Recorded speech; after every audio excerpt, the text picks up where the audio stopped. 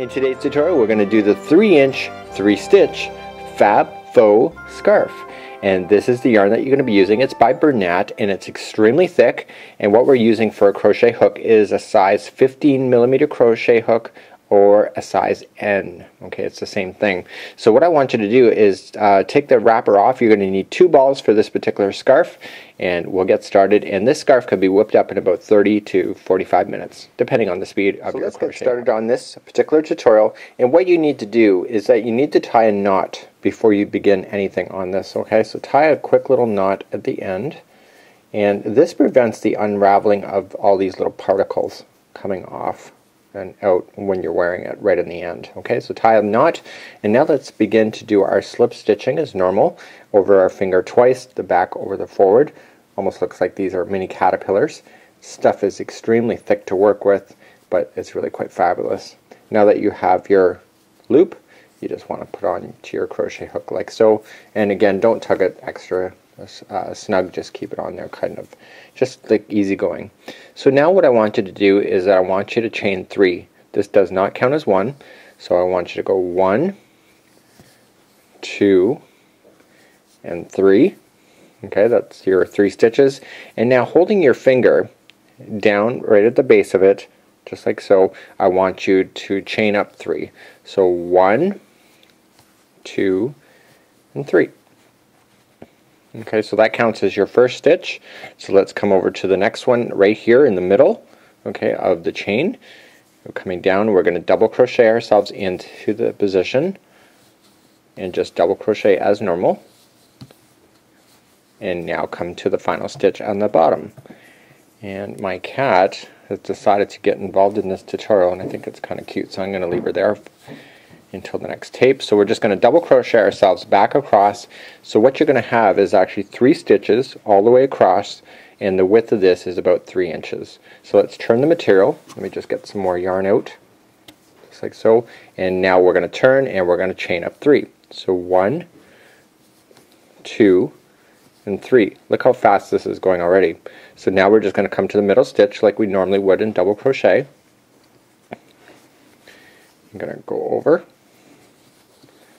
and double crochet just like so. The variegation on this particular yarn line is actually really quite amazing. There are different colors in case you don't like the purple that you see here, and then just coming into the end as well.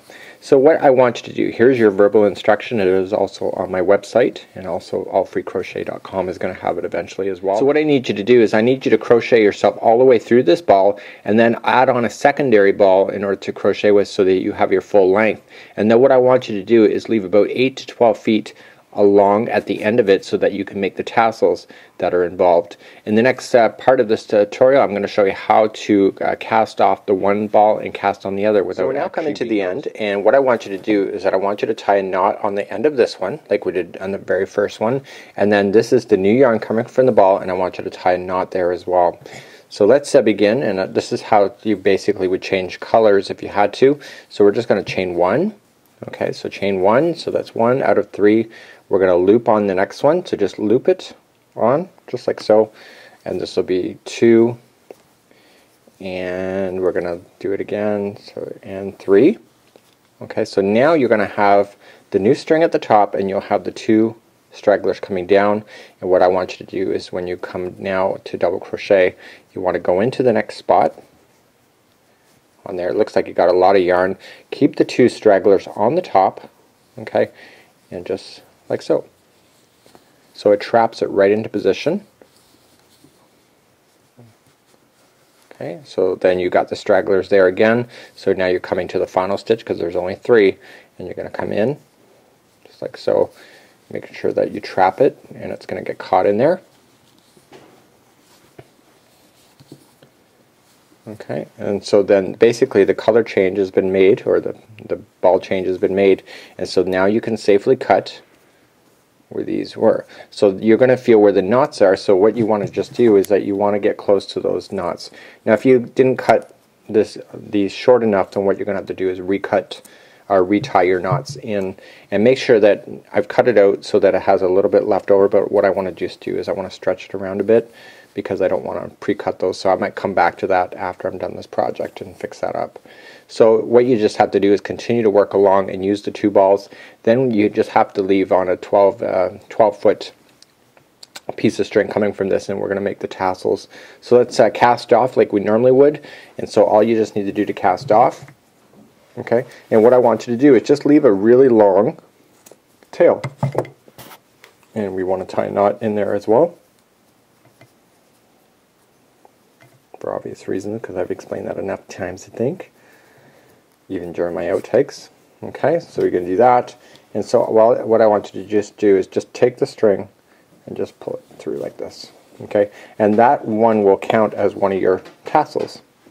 Okay, so here what you want to just do is, you see the length of that tassel, you just have to lay down something very similar to that length and cut it. Sure, don't cut the cat over there. And what I want to just do now is come into the middle stitch. You can add on more to the end if you want to. Just grabbing the loop, okay, pulling it through, and now grabbing both strings and pulling it through that loop. And so basically everything is going to be done. And then obviously what we're going to just do is tie again knots at the end of these so that you have no leftover. So just pull this nice and snug, and that's how you make the tassels for this thing. So what I would do back here is, this is where it's popping out. You're just going to want to weave that back into position. You might need a smaller crochet hook in order to get in there to pull it back through some of the loops that you see. It's like so, and like so. And so we just have, you know what I'm saying, you just have to weave that in a little bit more carefully, and this project is good to go with 30 to 45 minutes. Until next time, on behalf of AllFreeCrochet.com and the Crochet Crowd, we'll see ya.